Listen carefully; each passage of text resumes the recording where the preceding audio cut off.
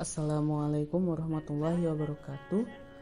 Halo semua, saya Hasbi dan ini adalah video presentasi dari kelompok 6 yang beranggotakan saya sendiri, Fadia Syafitri, Fatia, Ica Solisa, dan yang terakhir ada Wahyu Aji.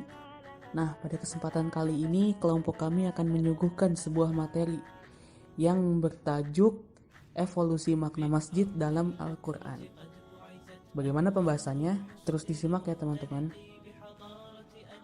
Oke, kita langsung aja masuk ke pembahasan yang pertama, yaitu ada definisi masjid. Masjid menurut bahasa merupakan bentuk isim yang diambil dari kata sujud. Adapun bentuk dasarnya adalah sajadah yasjudu. Masjid merupakan isim makan yang memiliki arti tempat sujud. Menurut Sibawayh, para ahli bahasa menggolongkan kata masjid sebagai isim yang disandangkan kepada rumah, bukan bentukan dari fi'il berwazan fa'ala yaf'ulu. Sebab seandainya begitu, tentulah ketika menjadi isim makan akan mempunyai pola maf'al. Adapun definisi masjid menurut istilah, diantaranya ada pendapat Az-Zujaj bahwa semua tempat ibadah disebut masjid, sebagaimana Rasulullah Shallallahu Alaihi Wasallam bersabda, dan kujadikan untukku bumi sebagai masjid dan tempat yang suci. Sementara menurut Az-Zarkashi, masjid adalah tempat ibadah. Selain itu, ia menyebutkan bahwa pemilihan kata masjid untuk menyebut tempat sholat adalah karena sujud merupakan perbuatan yang paling mulia dalam praktik sholat, sebagai sarana mendekatkan diri kepada Allah Subhanahu wa Ta'ala. Lebih lanjut, ia menspesifikasikan bahwa masjid sebagai tempat yang disiapkan untuk sholat 5 waktu dan sholat Jumat. Nah, berikutnya bagian kedua, yaitu dalil Al-Quran tentang masjid. Yang pertama, kita bahas bagian A, kewajiban kepada orang-orang beriman untuk memakmurkan masjid, sebagaimana dijelaskan dalam surah At-Taubah ayat 18, yang artinya hanya yang memakmurkan masjid-masjid Allah ialah orang-orang yang beriman kepada Allah dan hari kemudian, serta tetap mendirikan sholat, menunaikan zakat, dan tidak takut kepada siapapun selain kepada Allah. Maka merekalah orang-orang yang diharapkan termasuk golongan orang-orang yang mendapat petunjuk.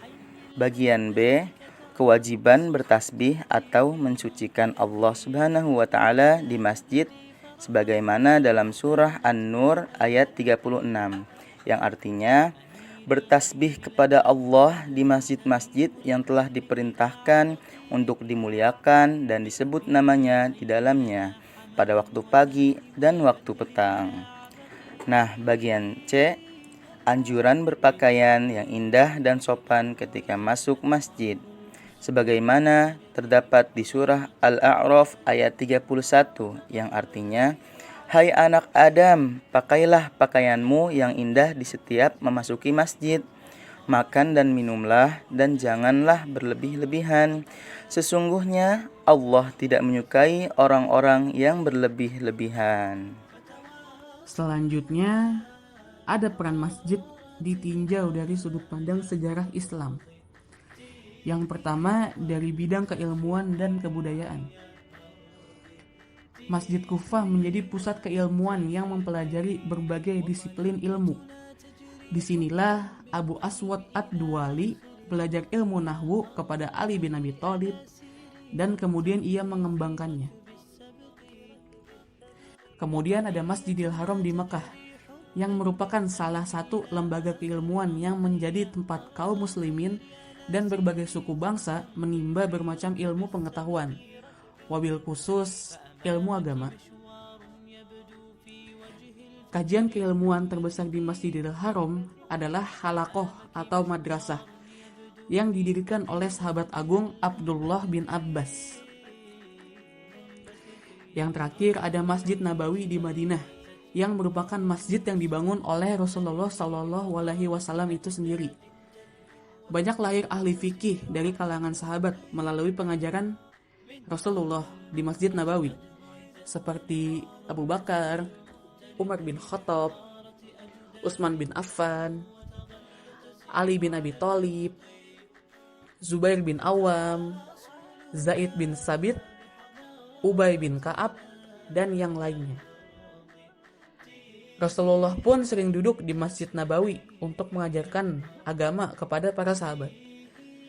Sa'id bin al-Musayyib dan ulama ahli fikih lainnya sering juga menyampaikan fatwa dan ijtihadnya di Masjid Nabawi. Kemudian ada di bidang pendidikan. Masjid menjadi pusat pendidikan yang menyiapkan umat Islam secara sempurna tanpa dibatasi dengan usia ataupun tingkat wawasan tertentu. Ia dapat mewujudkan berbagai tujuan pendidikan, baik secara pribadi, sosial, maupun ekonomi. Melalui diselenggarakannya halakoh-halakoh keilmuan serta pendidikan, kaum muslimin memperoleh kebaikan berlimpah dan manfaat yang besar. Kemudian ada peran masjid di bidang politik dan militer. Di masjid, Rasulullah menerima kedatangan delegasi-delegasi dari negara-negara tetangga serta suku-suku Arab. Di masjid ini pula beliau mengadakan musyawarah dengan para sahabat terkait urusan-urusan mereka. Dan di masjid pula umat Islam mengatur strategi-strategi perang dalam menjaga dan menegakkan kalimat tauhid. Khalifah kedua Umar bin Khattab sering berkonsultasi dengan kaum muslimin di masjid perihal pemimpin pasukan perang melawan Persia. Dan yang terakhir, Utsman bin Affan setelah membaiat para anggota Dewan Syuro masuk ke masjid, kemudian naik ke atas mimbar, lalu ia berpidato kepada kaum muslimin. Dalam pidatonya, ia memotivasi mereka untuk berakhlak baik, menghindari kemewahan dunia, dan segera beramal soleh. Selanjutnya ada di bidang sosial dan kemanusiaan. Masjid sebagai wadah bagi kaum muslimin untuk bersosial. Kaum muslimin 5 kali sehari sholat di masjid. Setiap pekan, mereka pun berkumpul di masjid untuk mendengarkan khutbah Jumat. Usai sholat, satu sama lain saling berkenalan, beramah tamah, saling menanyakan kabar, dan saling berkirim salam.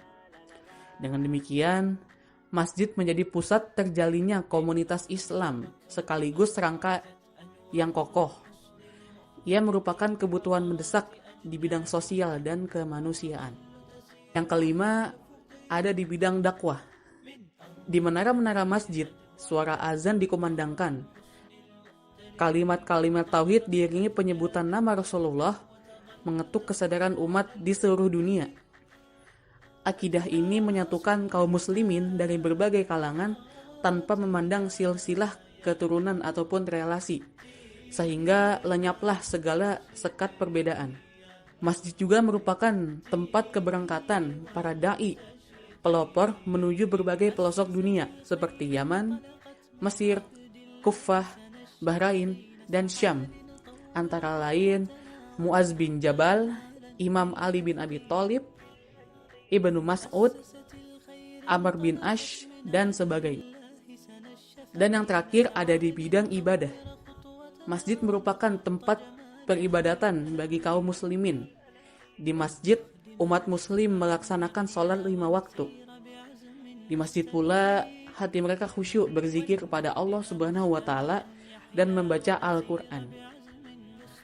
Masjid adalah tempat mereka beritikaf dan sholat tahajud. Di masjid tampak berbagai rahmat Allah Subhanahu wa Ta'ala, sehingga orang yang masuk ke dalamnya menyibukkan diri dengan berzikir, beribadah, dan bacaan Al-Quran. Nah, berikutnya kita masuk pada bagian keempat, yaitu perkembangan model masjid. Perkembangan dan pembaharuan arsitektur masjid dengan bentuk bangunan yang beraneka ragam sejalan dengan perkembangan pemikiran kreatif manusia. Nah, fenomena ini bermula sejak masa Daulah Umayyah, khususnya pada masa Al-Walid bin Abdul Malik dan saudaranya yang bernama Hisham. Beragamnya bentuk arsitektur masjid seiring dengan harapan khalifah atau gubernur. Kemudian bentuk arsitektur itu ditiru para pemimpin daerah dalam membangun masjid di daerahnya masing-masing. Dalam bangunan masjid tersebut terdapat sentuhan-sentuhan modern yang tidak dijumpai dalam masjid-masjid sebelumnya, seperti bait as-shalah yang artinya ruang salat, as-sahn yang artinya teras, al-mihrab yang artinya mihrab, al-mimbar yang artinya mimbar, dan al-mi'dzanah yang berarti menara azan. Bagian A yaitu ruang salat. Pada saat ini ruangan salat lebih dikenal dengan sebutan al-haram atau area suci. Sementara di daerah lain lebih dikenal dengan nama al-qiblah, yaitu area kiblat. Ruang tersebut merupakan tempat khusus di masjid bagi orang-orang yang hendak sholat. Bagian B, teras. Kondisi teras masjid pada masa awal Islam biasanya dibiarkan terbuka tanpa atap. Kebanyakan di ketiga sisinya diberi atap yang disinggah satu baris tiang atau lebih. Di tengah-tengah teras ada bangunan berbentuk persegi 8 yang dinaungi suatu kubah. Nah, teras beberapa masjid dilepisi sejenis mozaik atau batu marmer berwarna atau dihampari permadani. Bagian C, mihrab. Nah, mihrab masjid tidak begitu dikenal sebelum masa Al-Walid bin Abdul Malik. Masjid Nabawi sendiri pada masa Rasulullah SAW dan Khulafaur Rasyidin tidak memiliki mihrab. Orang pertama yang membuat mihrab di masjid adalah Khalifah Umar bin Abdul Aziz. Nah, ketika ia menjadi wali kota Madinah pada masa Al-Walid bin Abdul Malik, mihrab masjid dibuat di tengah-tengah dinding kiblat sebagai tanda bahwa posisi imam berada di tengah-tengah barisan depan jamaah. Nah, di samping itu, mihrab juga menjadi tanda arah kiblat bagi orang-orang yang tidak mengetahui arah kiblat. Sehingga dengan keberadaan mihrab dapat dibedakan antara posisi imam dan makmum. Selain itu, bangunan mihrab juga berfungsi membuat barisan shaf para jamaah lebih utuh karena imam memiliki tempat tersendiri. Nah, berikutnya mimbar. Biasanya mimbar masjid terletak di bagian kanan mihrab. Mimbar adalah bangunan berundak yang dinaiki imam untuk menyampaikan khutbah. Nah, mimbar ada yang terbuat dari kayu, batu, dan ada pula yang terbuat dari marmer. Mimbar yang pertama mengalami perkembangan adalah mimbar Masjid Rasulullah SAW di Madinah. Awalnya, sewaktu penyampaikan khutbah Rasulullah SAW hanya bersandar pada batang pohon kurma. Kemudian, atas usul beberapa sahabat Nabi SAW memutuskan membuat mimbar untuk menyampaikan khutbah. Jadi yang awalnya tadi pada batang pohon kurma lalu dibuat menjadi mimbar. Lalu bagian E yaitu menara azan.